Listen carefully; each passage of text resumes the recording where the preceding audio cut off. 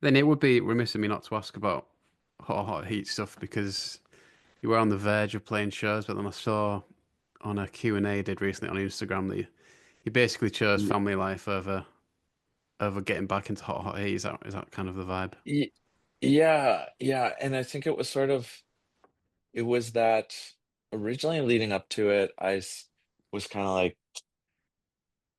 because like how Hot Heat ended was it started to feel um I just sort of felt like kind of vibe wise, I felt like kind of squished down by the energy of I need to be excited and to have fun. And because when I do, I put on the best shows or I'll write the best, my favorite songs have always been written like in a really good headspace. And like a lot, the rest of life is hard. So it's like I work hard to set up my life so that I can have those creative moments where I just feel unchained to reality and can just, almost like just spew out what comes out of me and look down at it from above and be like, oh, cool. Like whoever this guy is, he just did something cool. Like I have to feel detached from my normal brain.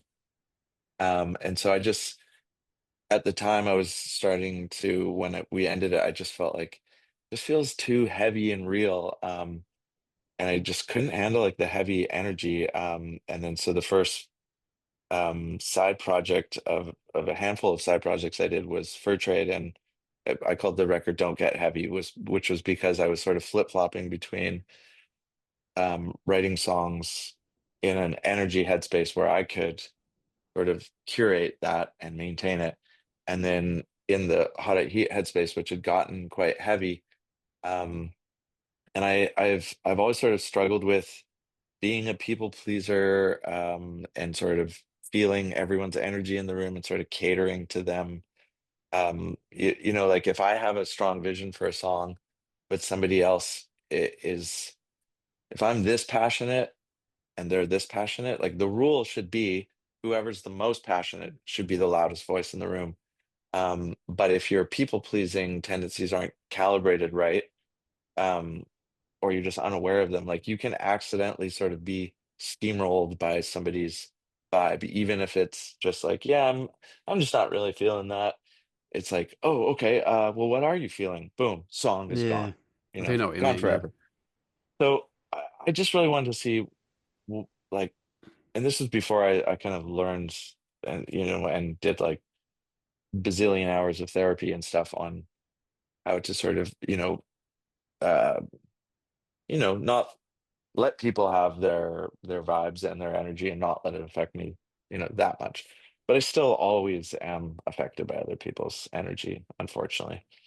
Um, so yeah, I just had to start curating it, like the environment, so that I hung out more. And eventually that led to me going like, you know what? I don't know if the world needs more hot heat. I'm kind of more passionate to just learn about how to you know, every day I'm trying to learn something new, and I just somewhere along there I want to like figure out new tricks and tools and techniques and just see what comes out of it and not be bogged down by having to like get people's thumbs up or thumbs down as much. Um, and all that, so it kind of seemed to end sort of at a somewhat natural point. I don't know if the other guys would agree, but it felt like, yeah, this seems like it doesn't seem crazy. So, and then it felt like also at the time I felt like does anybody even give a shit? Like I don't even know anymore. Like we had been around for a long time. I don't even think people even knew we were still together when we ended it. It's like, oh, I just thought you guys already had broken up. So it was that kind of energy. But then over the years, I think it was like we entered into it's been long enough now that like you become like a legacy act and your like veteran status all of a sudden shows up in like an invisible laminated card, and it's just like, oh, like okay, I'm like veteran guy now. So in that environment, I thought it would be kind of cool to maybe get the band back together. Um, and then there's always like offers coming in to do, not always, but there's like if any booking agent is out there and they're assembling a show. Like I got a email like the other day and it was like, hey, we're putting together a show where Block Party is doing like their best album start to finish, and Metric's doing their best album. Do you want to do your best album? And it's like it'll be like a festival show. And it's like, guy at CAA is asking me, so I know it's legit. Um, and then it's like to me, and then Drew will be like, oh, it's just one show, it's like, well, no, it actually means like building a set that's good enough to like have a comeback, because which means to do it right, I think is like weeks of rehearsal, ideally, and months of like thinking about production um and like, now we have kids, so you got to think about hotels, and it's like it basically just becomes like your whole life for a while. And so, but we got asked to by Golden Voice to do and Golden Voice does Coachella, like they floated like doing Coachella. But they had these other festivals, and one of them was called Just Like Heaven. And it's it's like all the like, classic bands from the 2000s that would you'd see on the cover of NME. It's like just an insane lineup every year of, like Hot Chip, MGMT, The Rapture, blah blah blah. And so it was like the Golden Voice Festival to do. It's like, oh man, the lineup is just insane. It would be worth getting back together for that. And then they booked some other shows, some other festivals around it as well that we were gonna do. But before I agreed to do it, I was like, okay, we're gonna we're gonna do it. These are my conditions. Um I've learned a new way that bands can exist. Like I've worked with tons of bands. I've like produced a bunch of records for people. I can tell like immediately when when somebody in the band is going to be like the cancer of the band that leads to like the breakup of the band. You know what I mean? And it like almost basically it's always accurate. I feel like so I know what like a cancerous headspace or a bad attitude can do to a band months down the line or years down the line, and I know what to avoid. So I'm like, unlike before, I feel like I'm very I can articulate the things that I would want from Hot at Heat. Like if we can do it, I know what I think was wrong before that led to Dante quitting and then, Dustin quitting and then me quitting. It's like I've got the puzzle pieces here for us to put together. But you got to want to do that and think about it. And so we had so many long conversations for hours of like about headspace and stuff, and about attitude and positivity. And we were going to be rehearsing. Rehearsals would start in a different city, like the week after our first daughter was born. And but Drew was like, no, you should do it. You should do it. Like, and I'm gonna be gone like for like on tour for right now it's like under a month, but it was right after Maisie was born. And I knew leading up to that, once people saw that we were touring again, then it would just be like tons of offers and it would be stupid to say no to those. So I knew it wasn't just a month. It was going to be like a good chunk of the first year minimum that Maisie was around, that I would be like either away from her or trying to bring Drew out with Maisie. Um, and then just to fast forward to Maisie being 11 months now, like traveling with a newborn is a friggin' nightmare. Like being at home with a newborn is a nightmare. Like you're not sleeping, it's unpredictable. You become a crazy person because of the lack of sleep. And it's one thing to maybe if we could do it if we knew if it was our second baby and we're like, oh, okay, this is what this period looks like. It's not always going to be like this. This is just a week, you know, that kind of stuff. But so we saw the writing on the wall. We're like, this is going to be a nightmare, but I was willing to do it as long as I thought the shows were going to be off the chain, because I've yeah, I the bar was high. Like I was always like figured out how to get into a space where my voice could hit the high notes. I could like run around and sprint and jump up and down and jump off the kick drum and like dive in the crowd and like be psyched for an hour and a half straight, 6 nights a week, despite every day being a travel day and stuff. So I was like, okay, we can do this.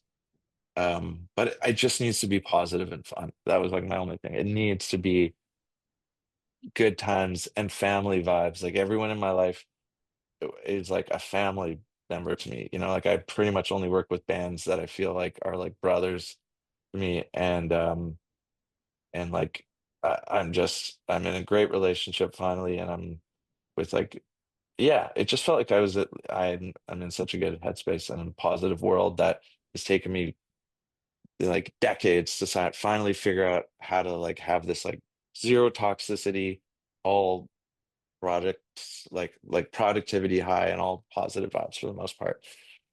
So I'm like, I'm bringing you guys in. These are the conditions. And at first it was like, yeah, we'll just keep it light. We'll keep it light, and it'll be fun. And it was amazing at first. But then it just got so heavy and intense.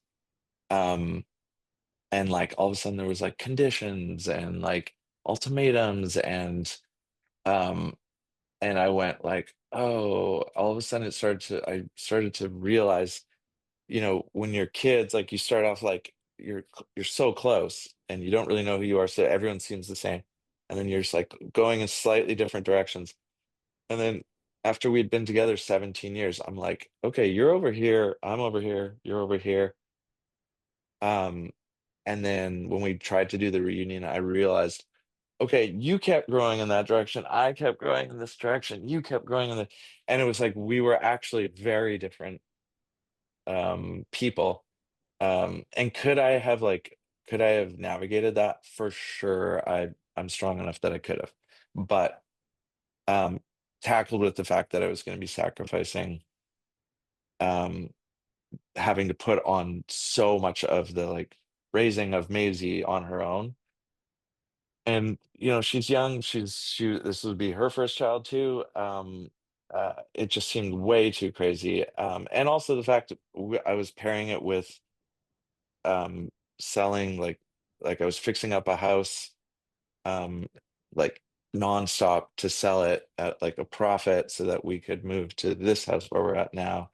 And I knew like we needed more space. I wanted to upgrade the house quality, but I had like a house from 1892 where I was like doing, Drew did most of the painting, but everything else other than that, I was, constantly like scrubbing stone and power washing and like learning about like weird ways to like use acid to like get moss off bricks. And like before I committed to the how to eat thing, I was like, we're gonna move and make this life incredible. And then so it's like how to heat reunion. It's like, okay, let's do it. Let's slay it. Let's make it fun. But I still need to have this life and it was like, oh yeah, don't worry. And then it just immediately went back to like old vibes. And I was like, if it wasn't for the baby, probably I could do it. But it was just all way too intense. And then the other thing was we had to sign contracts by, it was like the day after Christmas or something like that.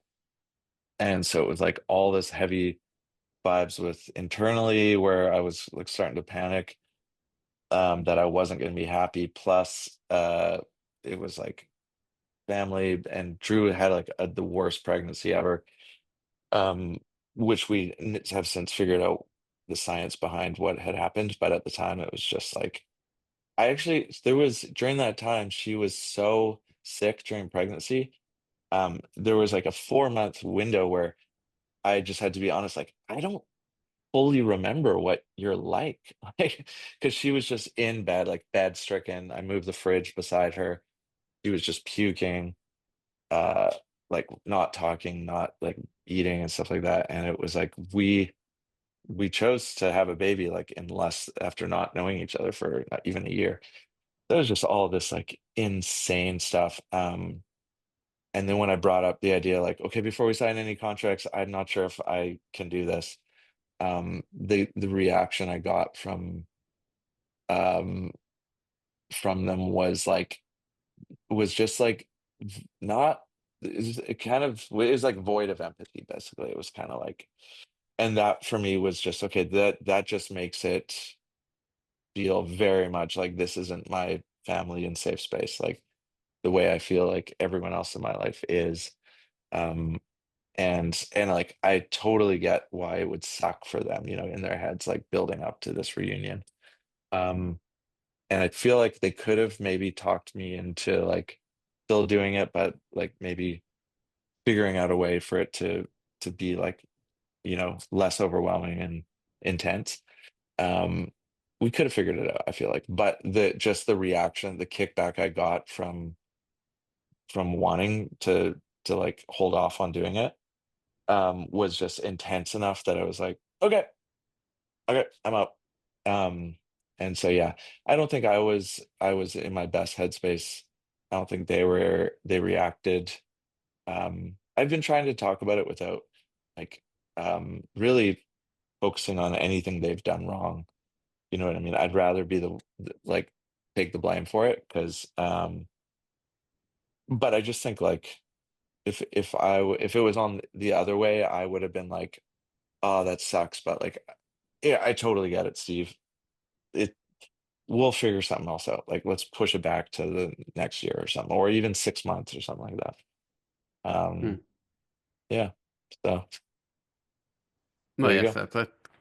Totally understand why you wouldn't want to do it, but I mean, the offers will still be there every year. Do you reckon there's a chance you could do it? Yeah, I think like I would say with for me there would be, but um now that like we're kind of established in life and it's just like it wouldn't be in the context of our like the last year has been like one of the most intense years of my life just with yeah, moving in studio and new city and baby and family stuff and health stuff, blah blah blah. So I feel like I would have it in me, but I I think because of the way like it kind of exploded within like a 24 to 48 hour period or like a 1 week period, it like whatever planks were left on the bridge just got friggin' torched. It was like a Molotov cocktail to that bridge. So we'll see though. You never know. Maybe there's new Yeah. bridge technology that the AI can help us with. I'm sure the law might be big enough at some point, yeah. Yeah, yeah, yeah. Um, but yeah, it's tough because uh like when you yeah, like it's kind of like the people that are in my life know like all of the different parts of me, but for anyone else that knows anything about me at all, if anything, they're like, "Oh yeah, you're the bandages guy. Okay, yeah. Why don't you just do it again?" It's like, yeah, yeah, yeah, yeah, that's true. I could, yeah. But life is complicated, and um, yeah, it's tough because I find the people that I do have in my life, like I want to care for and be respectful of them and their feelings and love them, and so they're going to occupy a lot of space in my mind. So as a result, I just have to be like a better gatekeeper who I let in, um, especially as being like a recovering people pleaser. Um, and and yeah, and one other aspect too was about also wanting to be there for Maisie kind of as like the primary thing and for Drew. It was just that so my dad was in the military and the Navy and um it was gone for the most part for like the first couple of years that I was growing up. And then apparently like I've just after when he came back after a couple of years, like I would scream when he tried to like pick me up and stuff like that. And we had to go to like baby therapy or something like that. Um and I don't know if it's because of that or if it's just because I ended up being like this like broody artist guy, and he like grew up with like a dad who was in like high up in the Air Force and he was in the military and Navy and stuff. So I feel like we've never like got that figured out how to get like connected where I make sense to him and he makes sense to me and we can like know each other intimately. It's kind of like there's always like this sort of formal barrier where it's like, okay, I'm technically your son, you're technically my dad. I love you, you love me. Well, let's talk about the weather, and it's like that's been like probably like the hardest thing for me to deal with in life, to be honest, is like a lack of like trying to figure out how to have a more intimate relationship with him, but never sort of, and so I'm always like kind of left feeling like like I'm it's kind of like it's kind of like I always felt like if I was missing a leg and I'm like trying to like keep up with someone that's like full-time runner, and I'm like, can you sort of be in like the one leg world that I'm in? Um, and it just never quite clicked. And so I always thought maybe what it was just because there wasn't that initial subconscious bond from like the early years, maybe. So that was like a big thing, was if I ever have kids, I just want to make sure that there is like a deep connection. And it doesn't necessarily have to mean everyone has a different idea of what a deep connection is. And like I do definitely have a connection with my dad for sure, but the kind that I want, I think, if that I knew I would want if I ever had kids, was one where it would just, it's like embedded, it's embedded in my soul, it's embedded in their soul. Like they have like a blanket of safety going into the world, especially considering how fucked up the world is and is getting. And it's just like I think the greatest gift you can give somebody is a child would be just like a sense of just subconscious safety. You know what I mean? No, Uh, 100%. Yeah, definitely relate to that kind of thing. Yeah, I mean, anyway, the rapture. So